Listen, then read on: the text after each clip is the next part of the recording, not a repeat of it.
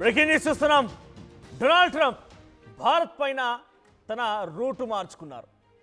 ఇక భారత్ని మనం ఎన్ని ఇబ్బందులకు గురి చేసినా, భారత్ని ఎన్ని రకాలుగా మాట్లాడినా, భారత్పై నా అధికారులతో ఎన్నిసార్లు మొరగమని చెప్పినా ఈ అరుపులకి, బెదిరింపులకి, ఈ మొరగడానికి భారత్ భయపడడం లేదు. దీంతో నేనే రంగంలోకి డైరెక్ట్గా తిరగాల్సిన అవసరం వచ్చిందనుకున్నారేమో కానీ డైరెక్ట్గా ఆయన రంగంలోకి దిగారు. భారత్ దెబ్బకి ఆయన దిగొచ్చినట్టుగానే భావించాలి. భారత్ అమెరికా మధ్య వాణిజ్య సమస్యల్ని పరిష్కరించడానికి మా అధికారులని ఇండియాతో చర్చలు కొనసాగించమని చెప్పాను. వారు కొనసాగిస్తున్నారని చెప్పి డొనాల్డ్ ట్రంప్ అంటున్నారు. ఈ అంశంపైన నా మిత్రుడైన ప్రధాని మోదీతో మాట్లాడేందుకు ఆశగా ఎదురు చూస్తున్నాను అని చెప్పి ట్రంప్ ట్వీట్ చేశారు. వచ్చే కొన్ని వారాల్లోనే మోదీతో మాట్లాడతాను.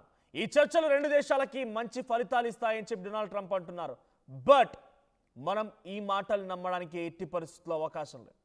గతంలో కూడా July 8 I still remember, July 8 రోజున ఏం జరగబోతుందని చెప్పి ఒక భారతీయ పౌరుడిగా, జర్నలిస్ట్గా చాలా ఉత్కంఠగా ఎదురు చూశాను. డొనాల్డ్ ట్రంప్ పదే పదే చెప్పేటువంటి మాటల్ని నమ్మి జూలై 8న ఒక బిగ్ రాబోతోంది, ఒక బిగ్ ఈవెంట్, బిగ్ డే, ఇంకా రకరకాల పదాలు వాడుతూ డొనాల్డ్ ట్రంప్ చెప్పుకోవచ్చు. అక్కడ ఏం జరిగింది? ఆ మరుసటి వారంలోనే భారత్పై టారిఫ్లతో మోత మోగించారు. అనవసరంగా భారత్ని వెరీ బ్యాడ్ ఇండియన్స్ అంటూ మాట్లాడుకొచ్చారు. టారిఫ్లతో ఇబ్బంది పెట్టారు. అన్ని దేశాల లాంటిదే ఇండియా కూడా, ఇండియా ఏం ప్రత్యేకం కాదు అని చెప్పి మోదీని పక్కనే కూర్చోబెట్టుకొని మాట్లాడుకొచ్చారు. ఇలా ఆయన గతంలో కూడా మనతో ఏదో మాట్లాడతాను, చర్చిస్తాను, అంతా సవ్యంగానే ఉంటుందని చెప్పేటువంటి మాటల నుంచి ఏమాత్రం కూడా సఫలీకృతం కాకపోవడంతో ఇప్పుడు కూడా డొనాల్డ్ ట్రంప్ని ఎప్పటి పరిస్థితుల్లో మనం నమ్మడానికి అవకాశం లేదు. ఒకసారి ఆయన చేసిన ట్వీట్ చూద్దాం. కానీ ఒక చాలా క్లియర్గా అర్థమవుతుంది ఏంటంటే, ఆయన ఏం చేసినా మన స్టాండ్ మాత్రం చాలా క్లియర్గా ఉంది. భారతదేశపు స్టాండ్ క్లియర్. మేము మా దేశ ప్రజల కోసం, మా దేశ స్వలాభం కోసం ఎట్లయినా కూడా మా నిర్ణయాలు స్వతహాగా మేము తీసుకుంటాం, నువ్వెవడు మాకు చెప్పడానికి అన్నట్టుగానే చాలా క్లియర్గా ఉన్నాం. కానీ డొనాల్డ్ ట్రంప్ తన మాట మారుస్తూ వెనక్కి ముందుకు జరుగుతూ ఉన్నాడు. ఆయనే ఒక రకంగా దిగజారిపోయి మళ్ళీ వస్తూ ఉన్నాడు. మళ్ళీ ఒకసారి అహంకారంతో పైకి వెళ్ళిపోయి భారత్ పైన దూషణలు కూడా చేస్తూ ఉన్నాడు. మనం ట్వీట్ చూస్తున్నాం, డొనాల్డ్ ట్రంప్ చేసిన ట్వీట్ అది. I'm pleased to announce that India and the United States of America are continuing negotiations to address the trade barriers between our two nations. I look forward to speaking with my very good friend Prime Minister Modi in the upcoming weeks. I feel certain that there will be no difficulty in coming to a successful conclusion for both of our great countries. So ఆయన ఏం చెప్తున్నారంటే, మన ఇరు దేశాల మధ్య చాలా సక్సెస్ఫుల్గా ఎటువంటి ఆటంకాలు లేకుండా ట్రేడ్ జరుగుతుందని ఆశిస్తూనే my very good friend mister prime minister Modi. ఇప్పుడు గుర్తుకొచ్చిందా మోదీ అంటే నీ మంచి మిత్రుడు అని చెప్పి?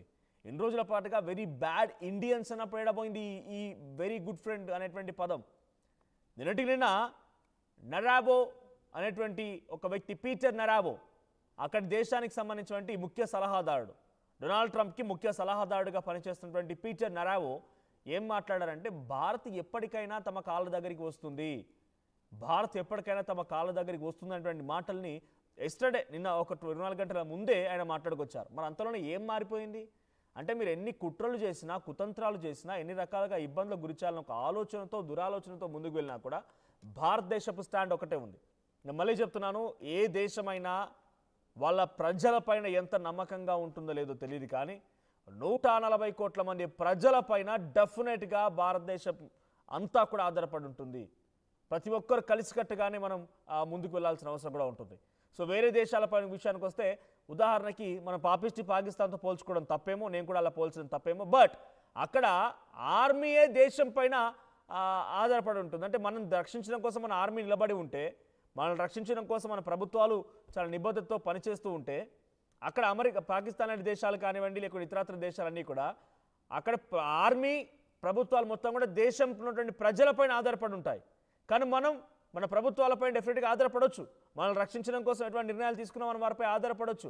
మనల్ని సంరక్షించడం కోసం ఆర్మీ ఎటువంటి యుద్ధంలోకి వెళ్ళినా మనల్ని సంరక్షించేటువంటి బాధ్యతలు తీసుకున్న వారిపైన మనం ఆధారపడి ఉండొచ్చు. కానీ వేరే దేశాలు అలా ఉండదు. ప్రజలే అడ్డుగోడగా ఉండాలి ప్రభుత్వాలకి, ప్రజలే వాళ్ళని కాపాడాలి. సో కానీ ఇక్కడ మనం ఏం చేసినా గతంలో కొన్ని సాక్షాత్కారమైన ఉదాహరణలు కూడా ఉన్నాయి. బ్రిటిష్ వారిపై చేసిన యుద్ధాలు కావచ్చు, అనేక సందర్భాలు వచ్చిన ఉద్యమాలు కావచ్చు. With in the country 29 states ఉంటే 29 స్టేట్స్ కూడా ఒక్కో రాష్ట్రానికి ఒక్కో ప్రత్యేకత కావచ్చు. సో మనంతా కలిసికట్టుగా ఉన్నాం, సబ్కా మాలిక్ ఏకే అనే రకంగా మనంతా ముందుకు వెళ్తూ ఉంటే ఏ దేశం కూడా మనల్ని ఓడించలేదు. సో ఇప్పుడు అమెరికా అదే ప్రయత్నం చేసింది. సో ఒక వారం రోజుల క్రితం మార్కో రూబియో, అమెరికాకి సంబంధించిన స్టేట్ జనరల్ సెక్రటరీ, ఆయన ఏమనుకొచ్చారంటే డెఫినెట్గా India will spare more tariffs. అంటే ఇండియా మళ్ళీ కూడా రానున్న రోజుల్లో చాలా కష్టాన్ని ఎదుర్కోబోతోంది, కష్టాల్లోకి వెళ్తోంది, అనవసరంగా అమెరికాతో పెట్టుకొని తనకు తానే చావుని కోరి తెచ్చుకుంటుందనే రకంగానే మాట్లాడుకొచ్చారని. ఎందుకు? భారతదేశం అమెరికా చెప్పిన మాట వినడం లేదు. రష్యా ఉక్రెయిన్ యుద్ధం జరుగుతూ ఉంటే ఆ యుద్ధానికి మీరే డబ్బులు పంపిస్తున్నారని చెప్పి తప్పుడు ప్రచారం చేస్తోంది అమెరికా. ఆ మాటను వినాలా? వేరే దేశాలతో పోలిస్తే రష్యా దగ్గర మనకు అత్యధికంగా తక్కువ ధరకే ఆయిల్ కొనుగోలు మనం చేసుకోవచ్చు. క్రూడ్ ఆయిల్ తీసుకుంటూ ఉన్నాం. మనకు తక్కువ వచ్చిన దగ్గర మనం ప్రోడక్ట్ కొనుగోలు చేస్తామా, లేకుంటే అధికంగా వచ్చాయి. అటు రష్యా మనకు చాలా మంచి మిత్రత్వమైనటువంటి దేశం, మనకు యుద్ధ సామాగ్రి అందించేటువంటి దేశం, మనకు యుద్ధంకి సంబంధించి ఆ వెపన్స్ గురించి ట్రేడ్లో ఉన్నటువంటి దేశం. సో అటువంటి దేశాలు ఆ దేశాన్ని పక్కన పెట్టి ఎవడో పాపిస్టోన్ దగ్గరికి వెళ్ళి మనం ఎందుకు కొనుక్కోవాలి? సో ఆ రకంగా ముందుకు వెళ్తుంటే లేదు మీరు చేయడం వల్ల రష్యా ఉక్రెయిన్ యుద్ధం జరుగుతోందని చెప్పి డొనాల్డ్ ట్రంప్ అంటూ ఉన్నారు. సో ఒకసారి డొనాల్డ్ ట్రంప్ అనే వ్యాఖ్యలు మనం గతంలో గుర్తు చేసుకుంటే వెరీ బ్యాడ్ ఇండియన్స్ అంటూ మాట్లాడుకొచ్చాడు ఆయన. ఆ తర్వాత భారతదేశపు ప్రధాని పక్కన కూర్చోబెట్టుకొని భారతదేశం ఏం గొప్ప కాదు, భారత్ కూడా అన్ని దేశాల లాంటిదే, దానికి ఏం ప్రత్యేకత లేదు, అన్ని దేశాల్లో లాగానే భారత్ పైన కూడా నేను టారిఫ్ విధిస్తున్నా అని చెప్పుకొచ్చాడు. పాకిస్తాన్కి ఆయిల్ రిజర్వ్ పెంచి రేపటి రోజున ఏమో భవిష్యత్తులో ఏమైనా జరగవచ్చేమో, భారతదేశమే పాకిస్తాన్ దగ్గరికి వెళ్ళిపోయి ఆయిల్ కొనుగోలు చేయవచ్చేమో అని చెప్పి భారత్ని కించపరిచే విధంగా, ఆత్మగౌరవాన్ని దెబ్బతీసే విధంగా మాట్లాడుకొచ్చాడు. ఇదిలా ఉంటే రీసెంట్ డేస్లో డొనాల్డ్ ట్రంప్ మాట్లాడిన మాట ఇంకోటి భారత్ పైన ఏంటి అని అంటే, భారత్ ఇంకా అనుభవించబోతోంది, ఇంకా టారిఫ్లు పెంచుతాను. ఇప్పుడు ఫస్ట్ ఫేజ్ ఆఫ్ టారిఫ్ అమల్లో ఉంది, 50% మాత్రమే టారిఫ్ అమల్లో ఉంటే మరింతగా టారిఫ్ పెంచుతానని మాట్లాడుతూ టెక్ కంపెనీలకు సంబంధించి దిగ్గజాలతో మాట్లాడుతూ వాళ్ళందరికీ వార్నింగ్ ఇచ్చాడు. భారత్లో పెట్టుబడులు పెట్టకండి, యాపిల్ కంపెనీ పెట్టుబడి పెడతానంటే పెట్టొద్దని చెప్పి వార్నింగ్ ఇచ్చాడు చాలాసార్లు. India will take care about them self, India వాళ్ళంతా వాళ్ళు చూసుకోగలుగుతారు, they will take care about them self, you don't involve in India's investment. ఇది టిమ్ కుక్కి డొనాల్డ్ ట్రంప్ చేసిన ఆదేశం. ఇలా ఒకటి కాదు రెండు కాదు, అవసరం వచ్చినప్పుడల్లా, అవకాశం దొరికినప్పుడల్లా భారత్ని కించపరిచే విధంగా, భారత్ని దిగజార్చే విధంగా, భారత్ యొక్క ఆత్మగౌరవాన్ని దెబ్బతీసే విధంగా డొనాల్డ్ ట్రంప్ మాట్లాడుకొచ్చారు. కానీ ఏ రోజు కూడా ఆయన భారత్కి ఒక ప్రత్యేక స్థానమనో, లేకపోతే భారత్ని కనీసం వాళ్ళంతా సంస్కృతి సాంప్రదాయాలను పాటిస్తూ ఉంటారు, మంచి వాళ్ళని రకంగా ఎక్కడ కూడా మాట్లాడిన దాఖలాలు లేవు. మనల్ని పాకిస్తాన్ పోల్చాడు, ఇంతకంటే దుర్మార్గం ఇంకేదైనా ఉంటుందా? శత్రు దేశానికి ఆర్థికంగా వనరులు సమకూర్చాడు, ఆర్థికంగా ఇంకా ముందుకు తీసుకెళ్తారని చెప్పుకొచ్చాడు. ఒకానొక సందర్భంలో ఆయుధాల్ని కూడా ఆ శత్రు దేశానికి అందించడం కోసం సిద్ధమయ్యాడు. ఇంతకంటే దుర్మార్గం ఏముంటుంది? సో ఈ రకంగా ప్రతి అవకాశం వచ్చినప్పుడల్లా మాట్లాడి ఎంత ఇబ్బందులకు గురి చేద్దాం అనుకున్నా కూడా భారతదేశం వనకలేదు, జనకలేదు. నువ్వేమైనా చేసుకో, నా స్టాండ్ ఒకటే అనే రకంగా ఒకటే స్టాండ్ పై ఉంది. మా దేశ ప్రజల కోసం మేము ఏదైనా చేయగలుగుతాం, మా దేశ స్వలాభం కోసం, మా దేశ ప్రజల యొక్క సంక్షేమం కోసం ఎక్కడి వరకైనా వెళ్తామన్న రకంగా రష్యా నుంచి ఆయిల్ కొనుగోలు చేయడం మానలేదు, మన దగ్గర ప్రొడక్షన్ని ఆపలేదు, ఏ ఇబ్బంది లేకుండా ముందుకు వెళ్ళింది. సో ఇప్పుడు ఇవన్నీ గమనించిన డొనాల్డ్ ట్రంప్ ఏం చేశారంటే, ఇక ఎన్ని చేసినా భారత్ తగ్గడం లేదని చెప్పి ఆయన ఒక మెట్టు దిగజారిపోయి భారత్కి సారీ చెప్పినట్టుగా ఆయన దాదాపుగా ట్వీట్ చేశారని చెప్పాలి.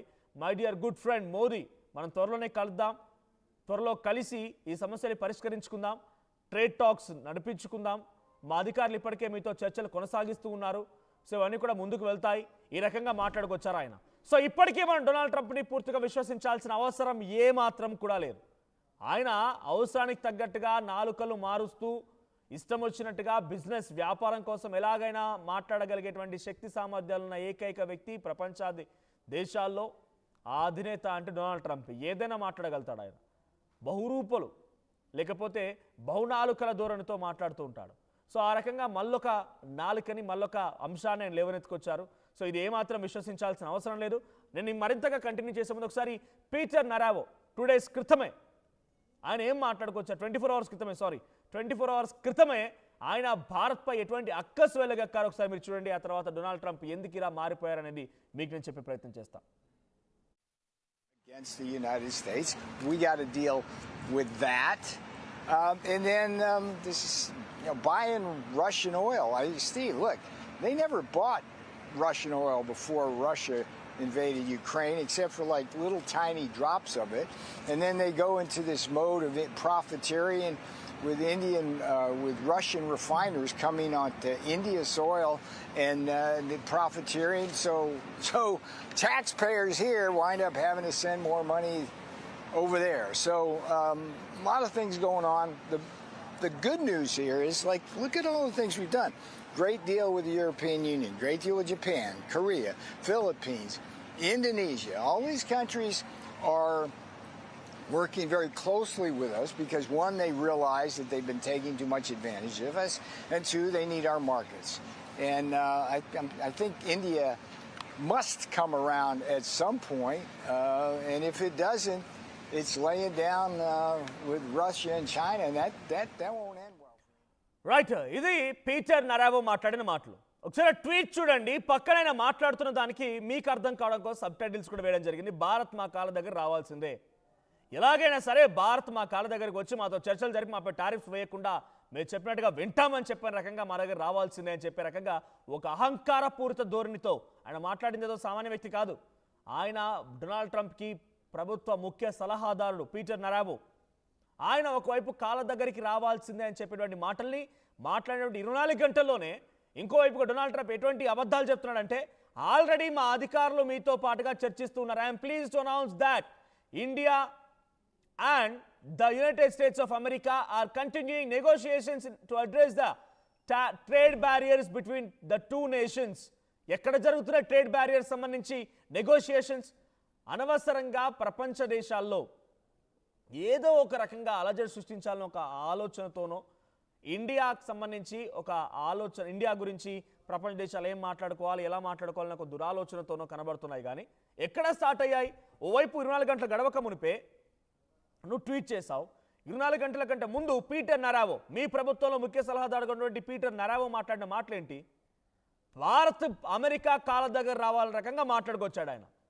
మరి నెగోషియేషన్ ఎడ జరుగుతున్నాయి, బేరసార్లు ఎడ జరుగుతున్నాయి, మాటలు ఎక్కడ, చర్చలు ఎడ జరుగుతున్నాయి?